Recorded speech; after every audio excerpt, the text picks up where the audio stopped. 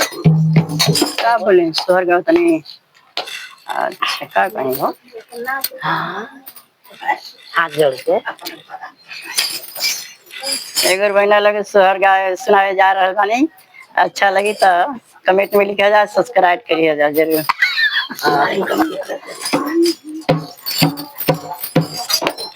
जेठा बैसाख के दोपहरिया कोसिला रानी पानी भरो लालना घोड़ा चरा राजा था बोलिया बहुत बोलाओ राजा जेठ बैसाख के दोपहरिया कोसिला रानी पानी भरो लालना घोड़ा चरा राजा बोलिया बहुत बोला लालना घोड़ा चरा राजा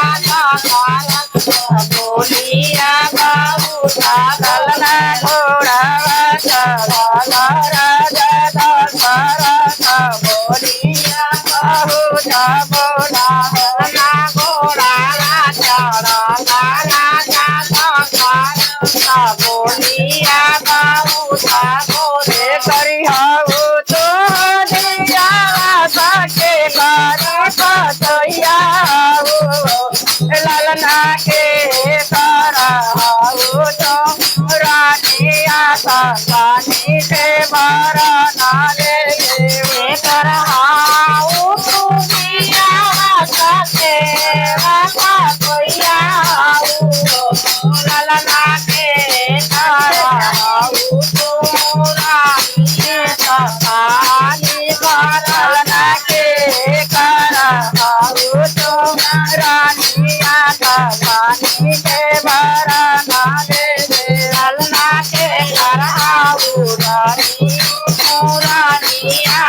पानिया भरना के खाना के हाय दिया ससुर के हाय ललनाया खाना राजा के हाय रानी पानी के भरना कैले आब कहाय नदिया ससुर के हाय ललनाया पानी भरना लालनाया पाना राजा के हाय रानिया पानी के भरना पानिया भरना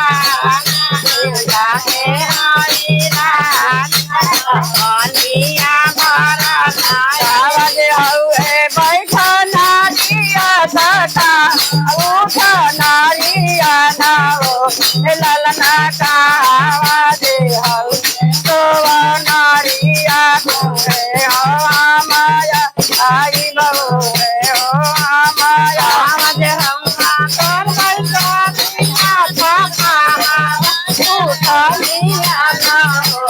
लालना का मोहर मिया हुआ हो माया लालना का तो नारिया हो माया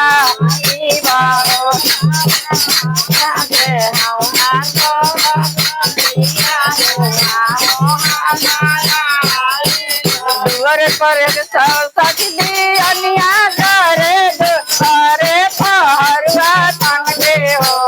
लालना छोटा का देवरवा परदा कैसे के रउआ कैसे के रउआ कर छोटका सुअर पर सख दिया करे आवारू पारू साले हो लालना छोटा का देवरवा परदा कैसे के रउआ लालना छोटा का देवरवा परदा कैसे लालना छोटा का देवरवा परदा कैसे रउआ